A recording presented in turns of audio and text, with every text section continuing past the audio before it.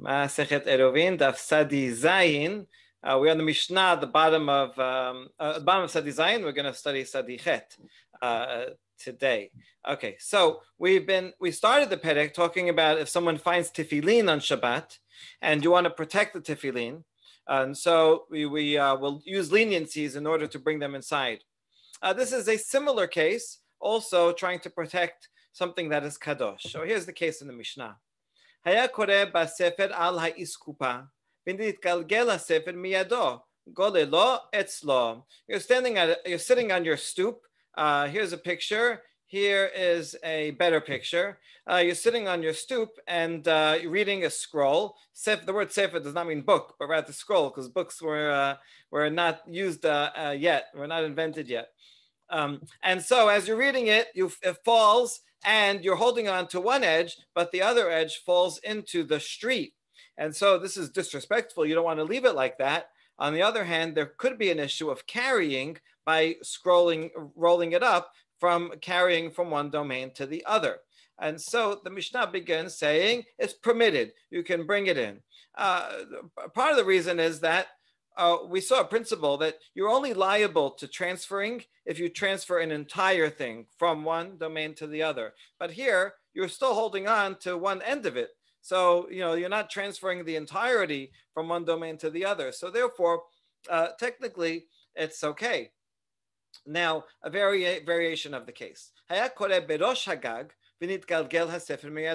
this case, you're not on the stoop, but rather on the roof. If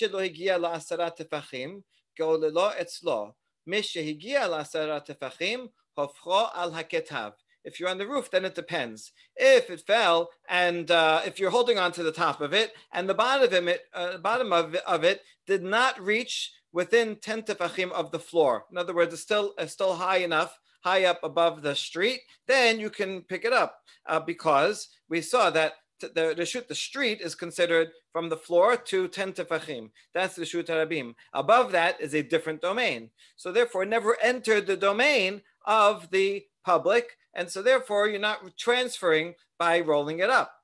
But if it did fall within 10 tefachim of the ground of the street, then you cannot bring it up anymore. Instead, you have to turn it around. You should turn it around so that the writing faces inwards, faces the wall. In other words, it's more respectful. It's not respectful for the writing to be out, but rather turn it over so the writing is protected, and leave it like that until after Shabbat.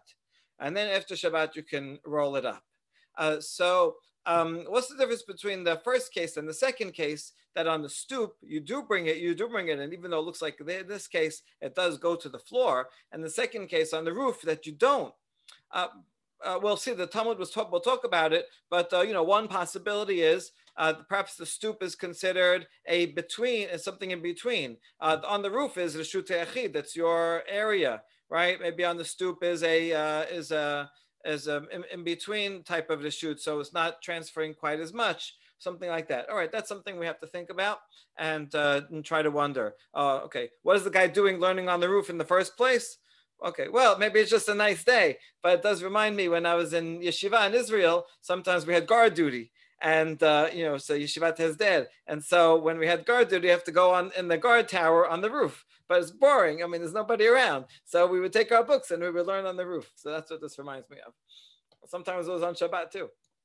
Okay, all that is the first opinion, and now we have the second opinion. The Yehuda Omer, afilu en mesulak min haaretz ela kimelo machat golelo eslo. He is a little bit more lenient, and he says if you're on the roof and it falls down, as long as it doesn't touch the floor, it's okay. You can bring it back up, even if there's only a needle's breadth, kimelo machat, from the edge of the scroll to the floor. You can bring it back up. If it touches the floor, then you cannot. You have to leave it there, because then that would be more transferring. If there's some space, then there's less transferring. Okay, and Rabbi Shimon omer, afilu ba'aretz atzmo, golelo etzlo, shen lecha davar mishum shevut omed bifnei kitbei hakodesh. Rabbi Shimon is the most lenient. You can say he's the most lenient regarding carrying. You could say he's the most stringent regarding giving respect to the text. So he says, even if it falls on the floor itself, as long as you're holding on to the other end, then you roll it back up, because when it comes to the respect we have to have for Kitvei HaKodesh, for holy writings, then Shivut, what does not stand in the way. The word Shivut means something that is not prohibited from the Torah, not one of the 39 melachot, but rather it's something that the rabbis come and say, don't do it because it's not restful. And so, therefore, this carrying from the outside to inside is not technically fully carrying, so it's not asumah deoraita. If it was asumah deoraita, then it seems everybody would agree that's a problem. You can't transfer, as much, just like tefillin, right? You can't transfer them. You have to wear them. You have to make an assembly line, something, right? But you can't violate a doraita, even for respect of holy objects. So rather, you only a midrabanan. So you can see from that last line that all of these things would be only a prohibition midrabanan. The reason is because you're holding on to one edge, so you're not fully transferring from one domain to the other. Okay, so that's Rabbi Shimon says it's always going to be allowed no matter what, even if it touches the floor.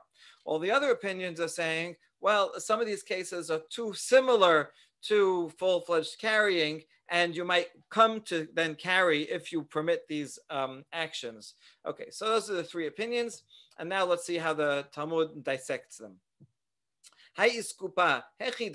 In this case where you're sitting on the ledge and it rolls down, this iskupa, what is this, right? How are we going? What is the case that you're talking about? So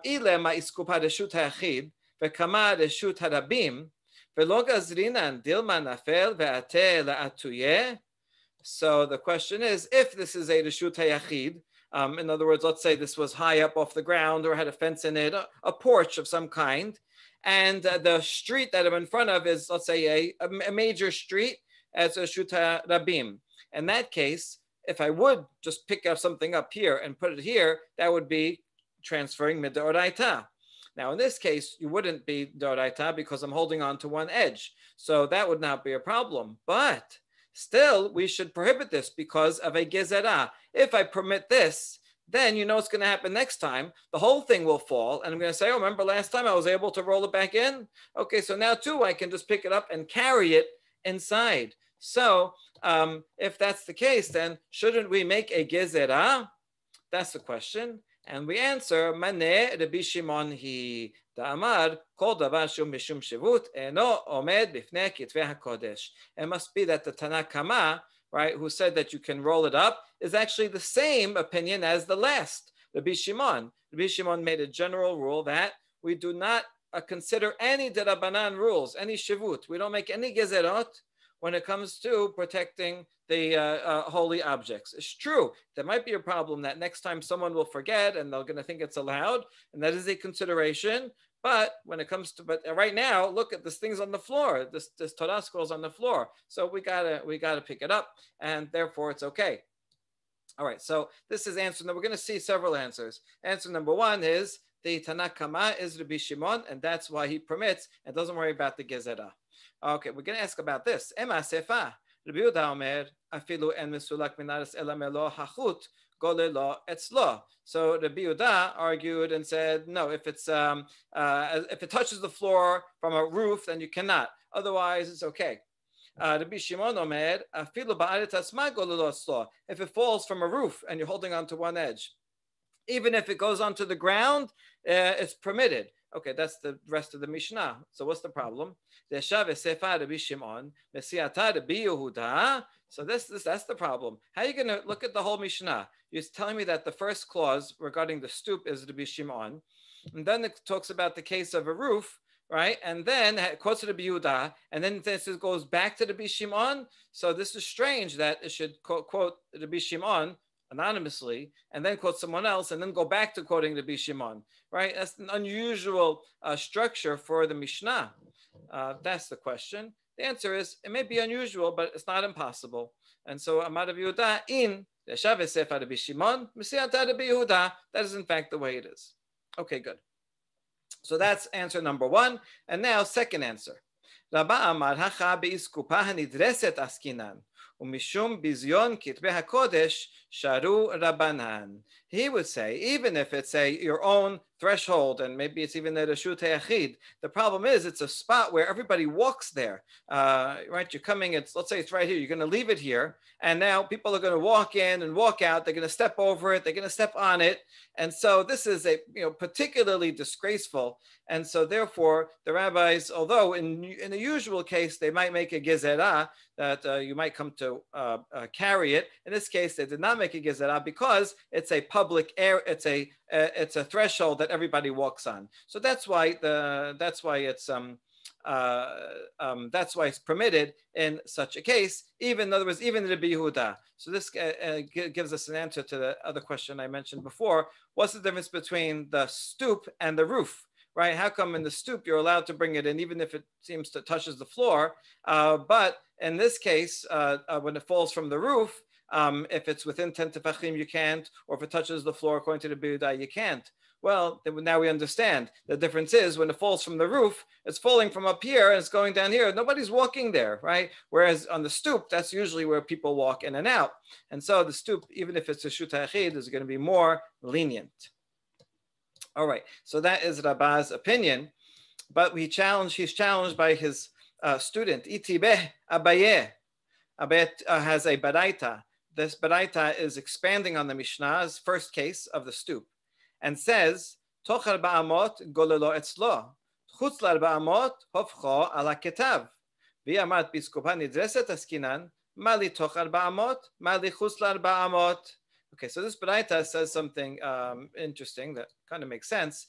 He says, depends how far did this roll into the street, right? If it's 4 amot or more, then you're going to have a problem, because besides the problem of transferring from the public domain to private domain, you're also not allowed to carry within the Reshut HaRabim more than 4 amot. So if this scroll fell and rolled out for a long way, then it will be prohibited, because now I'm transferring within the Reshut HaRabim.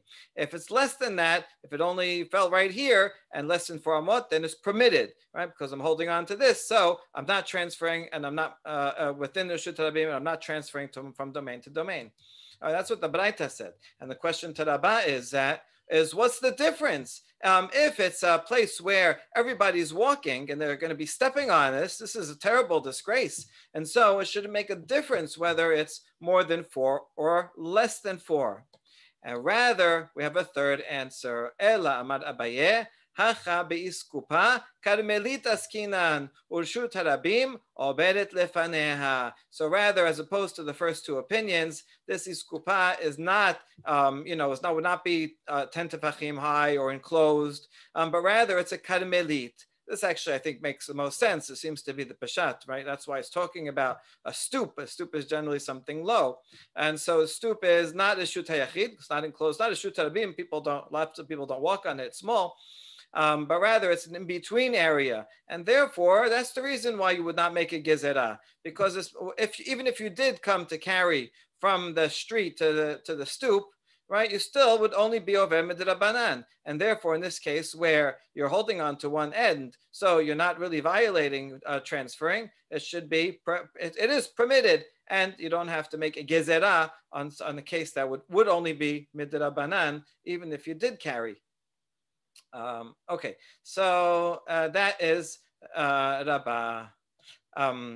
So that is therefore, yeah. Therefore, tochar ba'amot dina filu ma'tele la'ateli dechiyub chatat sharu le rabbanan. And Abaye can reconcile himself with that baraita, because if it's within 4 amot, so even if it did, the whole thing fell out. Let's say next time the whole thing fell out, and I'm not holding on to the edge. And even if I did come to carry inside, it would be permitted. It would be only asumid rabbanan, because it's karmelit. But if it rolled out more than 4 amot, then I wasn't holding on to the edge, or even if I was, then if I brought it in, then I would be chayav chatat. So therefore, well, maybe if I'm holding on to the edge, I wouldn't, right? But if it did fall and rolled the whole thing out and more than 4 amot, and then I brought it in, I would be chayav chatat. In that case, I have to make a gezerah when I am holding on to it to make sure that I won't come to that. Okay, good. So that is Abaye's question. But now a challenge to Abaye's answer. תוך 400 נמה נגזר דימה מעייל מרשות הרבים לרשות היחיד. Okay, so well, even if it rolls only a little bit, I should still make a gezerah that I can violate a doraita as follows. If the whole thing rolls out and I would pick it up and I would bring it onto the stoop, well, I'm not going to stop there. I'm probably going to taking it to the stoop so I can carry it inside, right? And so usually, in the usual case, I'm going to pick it up here, carry it on the stoop inside, and therefore I'm transferring from the Reshut Harabim through the Karmelit to the Reshut Hayachid, and then that would be Asur Mideoraita, and therefore I should make a gezerah that even if I'm sitting here and it rolls out, even if I'm holding on to the edge, I should prohibit bringing it in, just in case next time it rolls out and I bring it all the way in. So why wouldn't you make a gezerah? That is the question. And I know what you're thinking. You're going to say that there's a karmelit in between. So technically it's 2 steps, right? I brought it from the Shutim to karmelit. That's only the Rabbanan. And from karmelit to the Shutei Yachid. That's only the Rabbanan. And so therefore, right, you might think to say that I didn't violate any Doraita by doing it in the 2 steps. Rava, Rava himself, so this is Rava said, "Hama'avir chefetz mitechilat arba lesof arba ve'avirot derech alav hayav." In a parallel case, if I'm in the Reshut Harabim and I take something and I carry it above me, right? I carry it above 10 tefachim. So we saw above 10 tefachim is a different domain. And so I pick it up here, I carry it high up and I go, and then I walk 4 amot and then I put it down.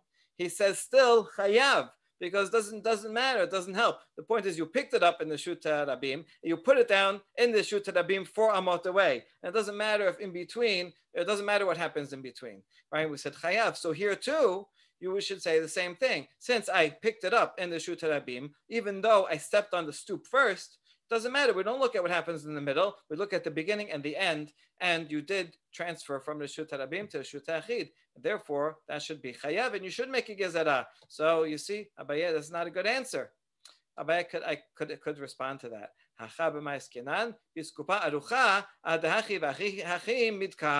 talking about, but the stoop is very big, right? It's a long stoop. And so therefore, once I pick it up, let's say it did fall out totally into the Reshut Harabim. I picked it up and I'm going to carry it with intention to go in the house. But since it's a long stoop, okay, while I'm walking, I'm going to remember, hold on, I just brought this in from the Reshut Harabim. I'm not allowed to bring it inside my house. And so you'll leave it on the stoop and you won't bring it in. So therefore, if that's what the Mishnah is talking about, that's why it's allowed. But in a regular stoop, you're right, it wouldn't be, a small stoop, you're right, it wouldn't be permitted. Okay, that's one possible answer. Or another possible way that he could answer is, not a long stoop.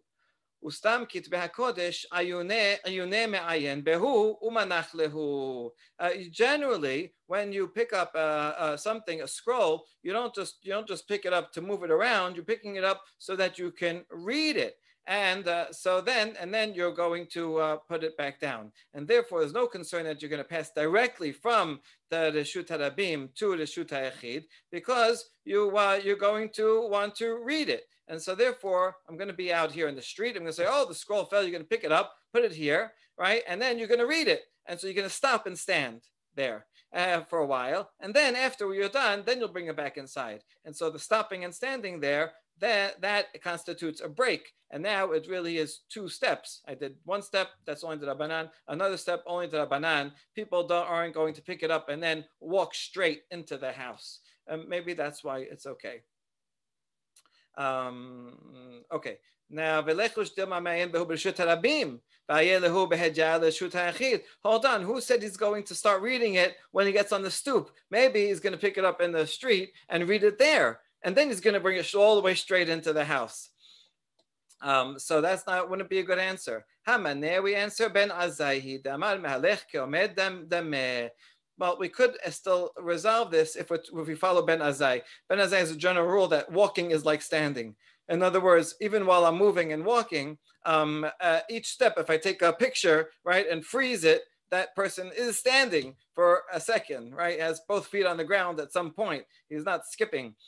And so even walking is considered as if he came to rest in between. And so therefore it is considered two steps, going from Rishut Rabin to Karmelit, the Rabbanan, and then inside is the Rabbanan, and therefore, independent of him stopping to read it or anything, it's considered two steps, and if you follow Ben Azai. Okay, now, okay, V'dilma zarek lehu mizrak, Tamar Rabbi Yochanan modeh Ben Azai bezorek. Wait a second. What? Maybe we should still make a gezerah that the person might pick it up in the street and throw it inside his house, and thereby he'll be doing one step directly, transferring from the Reshut Harabim to the Reshut Hayachid. Right. So maybe we should make a gezerah who's gonna throw it. Amar Ravacha ben Ahava zot omeret en mizrakin. Kitbeh HaKodesh says, no, you can learn from here, since from the fact that we don't make a gezerah, that we do not throw holy writings, right? Would not be respectful. The whole point you're picking up out of the street is because it's disrespectful for it to be in the street. So now you're going to take it and throw it like a football. Nobody's going to do that. And therefore, that would be the resolution of the third answer. Okay, so to summarize, we had the Mishnah that said that if it's something is on a stoop, a scroll is on a stoop and it rolls out, that you're permitted to bring it inside. And the question was, why don't we worry that if you allow that, the next time he's going to carry it inside? And so the first two answers said it was a Reshut Hayachid, but the first answer was that it was Rabbi Shimon's opinion, and that's why it's allowed. Second answer said that it's a lot of people travel and walk on the stoop, and so it's very disrespectful to do that. And the third answer is that it's only a karmelit, and so for various reasons, we don't have to worry that the person will transfer directly from the Reshut Rabim all the way into the house. Okay, and now we can get to the second case in the Mishnah. Haya kore berosh hagag. It was reading on the roof, and now it fell down. Okay. Umi shareh. Well, is it really permitted to pick the scroll up? Is it really permitted? Right. So we saw it in the case where it still doesn't reach close to the ground. You can pick it back up. But if it's close to the ground within 10 tefachim, you can't pick it back up. You got to turn it around, right, so that the writing is facing the wall and therefore thereby protected. So the question, is that allowed? We have another baraita that says something else. Ratanya kotbe sefarim tefilinu mezuzot lo itiru lahem lafoch yediah al paneha. If you happen to be a scribe, and so you're writing Sefer Torah, Tefillin, Mezuzah, and now you want to go take a break, right? So you want to protect the writing that's facing up. You should not turn it upside down. It's not respectful to take Tefillin, Mezuzah, and turn it upside down. Rather, you should take a cloth and cover it with the cloth. Okay, good. So that is a halacha. So therefore, how can you say in this case that we should turn the scroll around to protect it? That's not the way to do it. So the answer is hatam efshar, hacha lo efshar. Okay, in the case where it's on your writing table, it's very easy. You go and get a cloth and you cover it. In this case, how are we going to get a cloth? How are you going to get a big cloth that goes all the way down? And furthermore, you might violate Shabbat, and just in doing that, you're going to take the cloth outside, put it down, it's going to fall. I mean, this is, it's impossible to do it that way. So we do the best we can. And if you don't do that, then if you don't turn it around at all, right, it's impossible to bring a cloth. And if this is the best we can do, is to turn it around. So if you can do better, then certainly cover it. But otherwise, at least turn it over. That's the best thing to do. Okay, this is important halacha lema'aseh. Based on this, some people say you should not leave books open. If when you stop, you want to take a break, okay, a few minute break. But if you want to, you leave it until tomorrow and you leave it open, it's not respectful to the book to simply leave it open. Also, sometimes you see in a museum they put a Sefer Torah in a museum or in a showcase. or something like that, and leave it open for people to see. And this could also be a problem of disrespecting the Torah by, even though it's there for people to notice, but Torah is not a piece of artwork, but rather should be open when read, and otherwise should be kept closed. Okay, so those might be two practical applications of this. All right, so Hofcho al haketav, the Mishnah said that you cannot bring it in to the where you are, but rather you have to leave it there. Now the question is, Veha lo nach. In a case when it's dangling from the roof, it never came to rest. So what would be the problem? It's never came to rest in the public domain. It's just hanging. So if I pull it up, I didn't do anything. Amarava bekotel meshupa. So answer is, it's talking about where the roof is at an angle, not like this picture, not the wall's at an angle, not like this picture, but rather imagine that this wall came out on an angle. And therefore, the angle came all the way down. I don't know if you can imagine a house like that, where the roof comes all the way down close to the ground, kind of like a bunker or something. And therefore, I'm standing on the high part of the roof, and the scroll comes all the way down to the bottom of the roof, and the bottom of the roof is within 10 tefachim of the street. So therefore, it is in fact resting on something, and that something is within 10 tefachim of the street. And even though it's part of the roof, you have to say it might be a case where people in the street tend to use that section of the roof, right? Maybe they put things down, they put their hats down on it. And so even that roof becomes accessible and part of the public domain. And so Musby was talking about a case like that. And that's why we say it does in fact come to rest, because if it doesn't come to rest and dangling, then you couldn't be called transferring from one domain to the other. Okay, if so, emasefa, Rabbi Yehuda omer afilu eno mesulak min haaretz ela melo hachut golelo etzlo veha nachle. So wait a second, Rabbi Shimon, Rabbi Yehuda, who was more lenient, said even if it's only a handbreadth from the ground, you can bring it in. But what do you mean a handbreadth from the ground? If it's talking about a sloped roof, then but even when if it's only a handbreadth from the ground, it's still within 10 tefachim, and it's on the roof. So it is resting. Doesn't matter if it's not resting on the floor itself, it's resting on the roof, which is at rest within 10 tefachim of the ground. So it's going to be a problem. So you see that, you made an ukimta in one clause, doesn't work for the other clause. Rather, we have to fill in the words of the Mishnah. Either we're actually filling it in, or we're saying this is how you have to understand it, that they're talking about two different cases.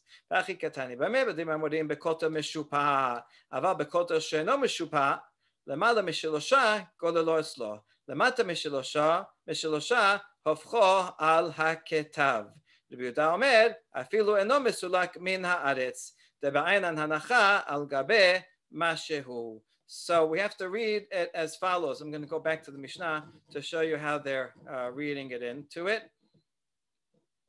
So be as follows. So if we're in the case of a roof, where we're talking about a sloped roof, so if it slopes down to within 10 tefachim of the ground, then it's like above 10 tefachim of the ground is fine. If it's below, within 10 tefachim of the ground, that means it's like as if it's on the ground. And so then you cannot bring it back up, you have to turn it around.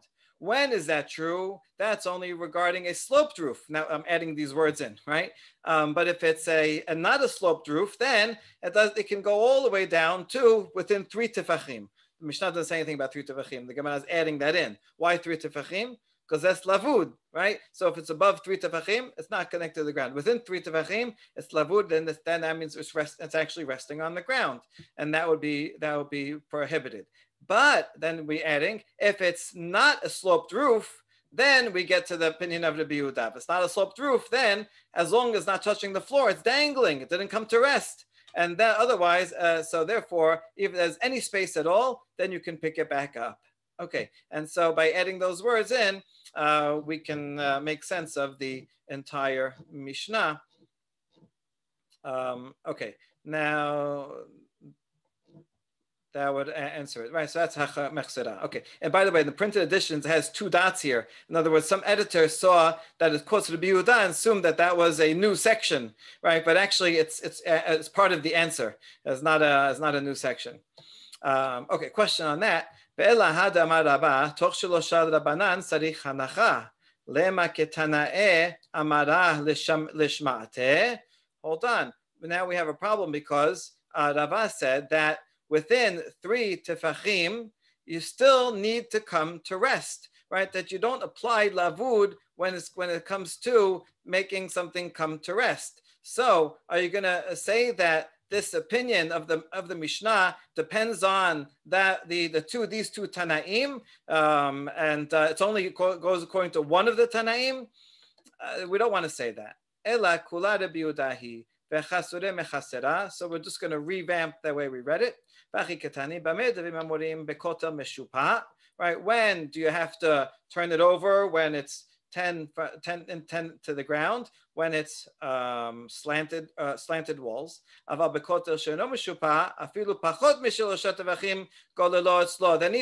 even if it's less than 3, as long as it's not touching, then you can bring it into the ground. So that way we can read it, even according to this statement of Rava, that you don't apply lavud and resting. So Rabbi Yehuda